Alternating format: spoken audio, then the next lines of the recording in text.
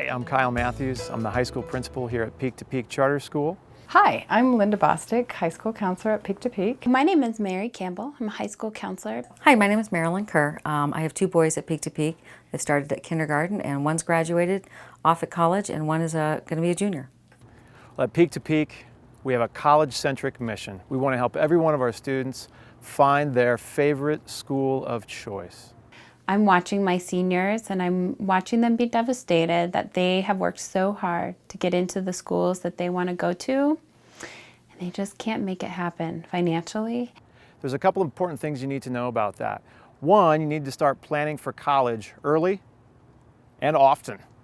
So you got to start saving. We're going to help you with that, with those plans that match your family needs and what you can afford to save for college. As you know, Peak to Peak's mission is getting every student into college, into the college of their choice. Many of them are not able to fund the colleges that they're accepted to.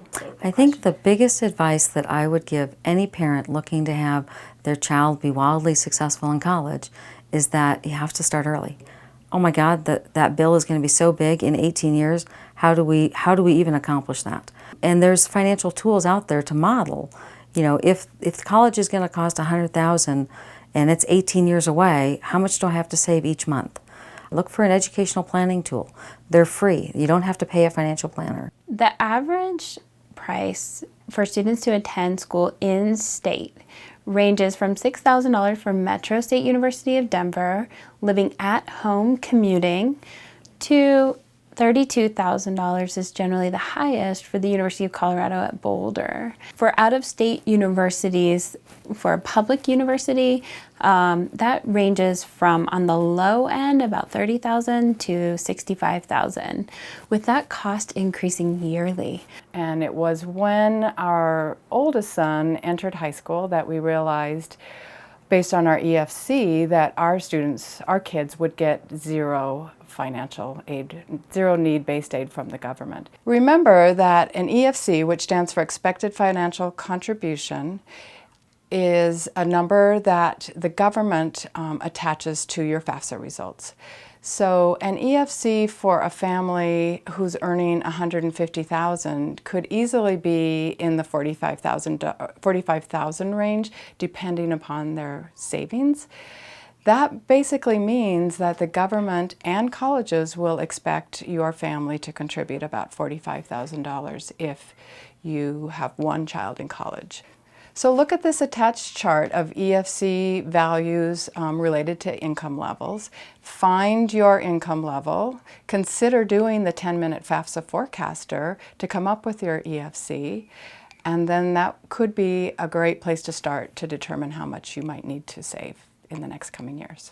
When I think about college and saving for college, it's very stressful.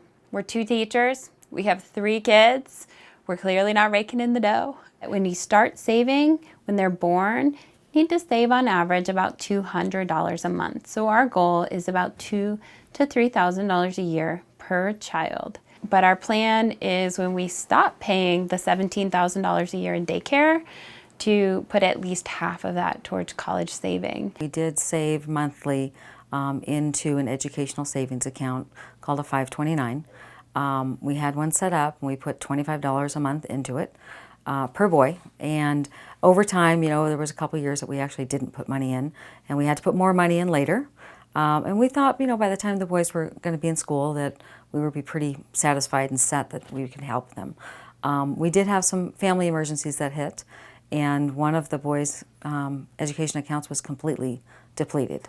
The other thing that we have done as a family, because there's clearly not a lot of extra, is before Christmas and before birthdays, we send out an email, which they do a direct link from your 529 plan, to our family, just reminding them that our values are not material things, but please consider giving to their 529 plan to help with their future goals.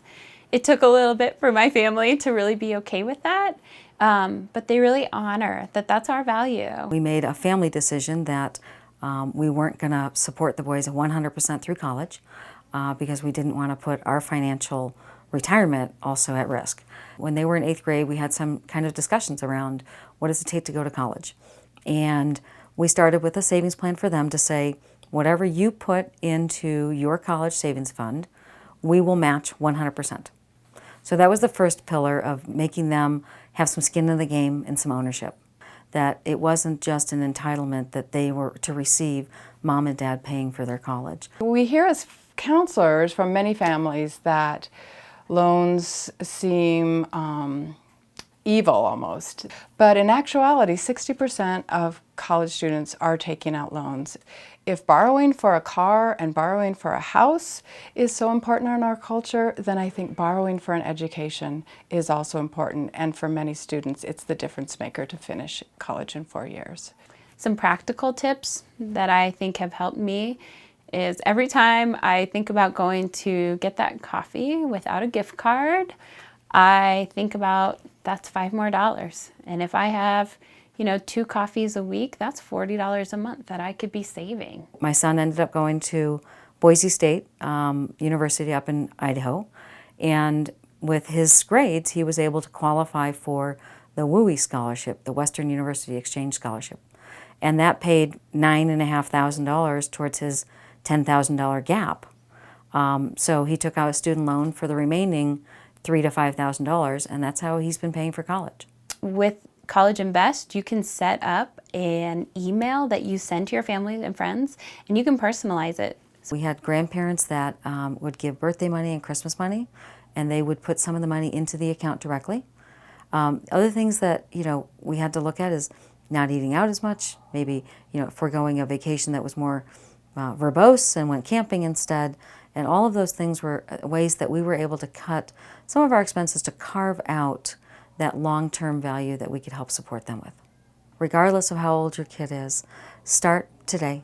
Go open that checking account. Make a commitment to yourself that you'll put that account in place. Have that discussion with your spouse or significant other to say, hey, what do we want to help enable, and what do we realistically think we can afford? And let's put that action plan in place, because it's never too late. If the kid is in high school, start today. Put some matching in place. Let them have some skin in the game. You can have those conversations, because if you're overwhelmed and worried about it, so are they. So regardless of what age your student is, we really want you to take that first step towards their future. It is never too late to start saving, even if your student is a senior. The amount that you could save in 1 year can greatly lower your stress and keep more doors open for them this time next year. We're about the quality of what we offer, and we want to help every student find the quality school that best fits their needs. It's not about the name, it's about finding your passion and taking it as far as you can. That's our commitment. Help students find their school of choice, and then help families access that school with a great college savings plan. If I had $1 million, if I had $1 million,